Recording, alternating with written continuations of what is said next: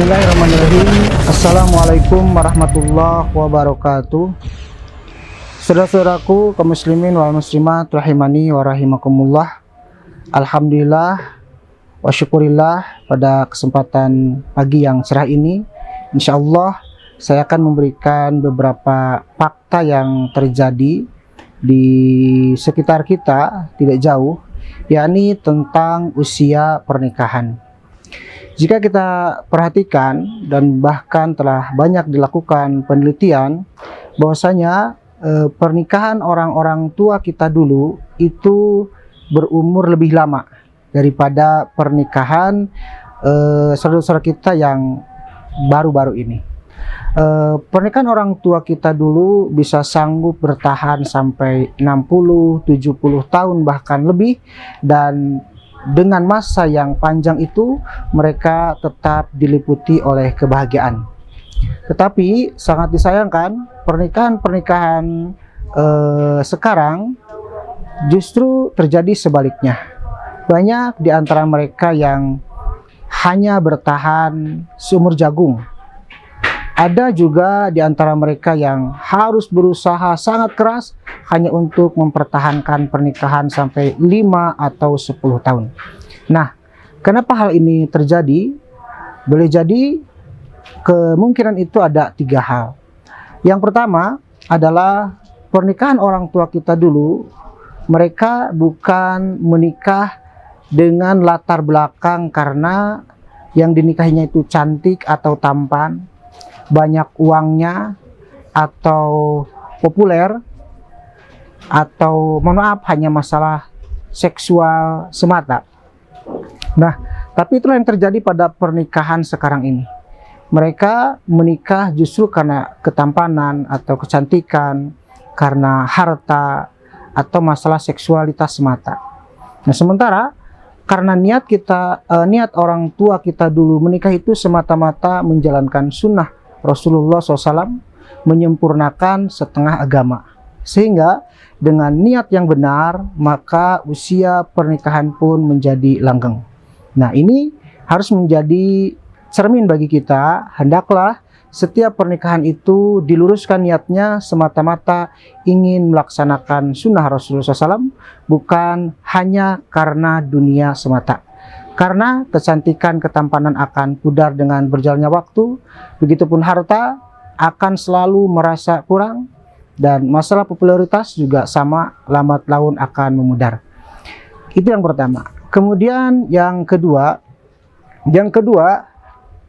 orang tua kita dulu memahami bahwasanya suami itu adalah pemimpin, perempuan adalah yang dipimpin, dan memang itulah fitrah yang Allah tetapkan, bahwa perempuan itu dipimpin oleh laki-laki. Allah berfirman, ar-rijalu qawwamuna 'alan nisa. Laki-laki itu adalah pemimpin bagi perempuan. Nah, orang tua kita dulu tunduk terhadap fitrah ini, sehingga terjadi keserasian, keteraturan, siapa yang harusnya memimpin dan siapa yang harusnya dipimpin, dan ini dilakukan semuanya karena ibadah kepada Allah Subhanahu wa taala, bukan karena tekanan siapapun. Nah, sementara pada pernikahan yang terjadi sekarang ini, banyak perempuan yang tidak mau dipimpin oleh laki-laki. Mereka menganggap laki-laki dan perempuan adalah sama saja. Apalagi ketika terjadi perempuan bisa mencari nafkah sendiri dengan berpikiran bahwa mereka sudah tidak memerlukan laki-laki untuk memberikan nafkah kepadanya. Nah, hal ini seringkali menyebabkan terjadinya pertengkaran, percekcokan di dalam keluarga karena yang satu tidak mau dipimpin oleh yang lain. Nah, itu yang kedua juga harus menjadi cermin bagi kita bahwa ternyata apa yang telah Allah tetapkan dalam Al-Quran itulah yang sesuai dengan fitrah kita sebagai manusia, karena memang kita diciptakan oleh Allah Subhanahu wa taala. Kemudian yang ketiga, yang terakhir adalah orang tua kita dulu mempunyai konsep yang sangat luar biasa, yakni bersabar di dalam mengarungi pernikahan. Mereka siap menerima kekurangan pasangan, dan memang hendaklah seperti itu seharusnya. Ketika kita menyukai kelebihan, maka itu harus sudah satu paket. Kita juga harus sabar dengan kekurangannya, karena tidak akan ada kalau kita mencari pasangan yang sempurna. Laki-laki ingin mencari perempuan yang sempurna, perempuan ingin mencari laki-laki yang sempurna, selamanya tidak akan pernah mendapatkan.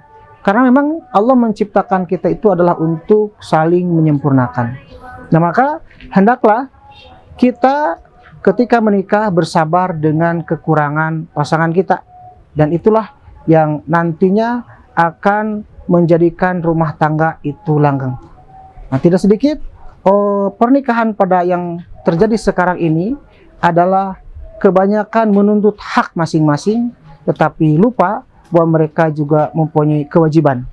Contoh misalkan, seorang perempuan, kata Rasulullah SAW, seandainya ada seorang perempuan mempunyai seorang suami, lalu kemudian suaminya itu mempunyai penyakit kulit yang berlumuran darah dan nanah, dan apabila istrinya itu membersihkan dengan lidahnya, maka itu belum memenuhi hak suami.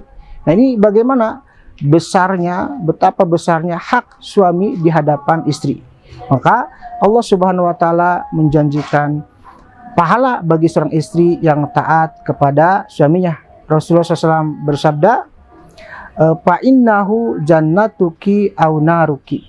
Sesungguhnya suami itu adalah bisa menjadi tiket masuk surga dan juga sebaliknya bisa menjadi tiket masuk neraka. Nah, ini adalah kewajiban bagi istri yang menjadi hak suami. Nah, begitu pun sama, seorang suami mempunyai kewajiban yang menjadi hak istri.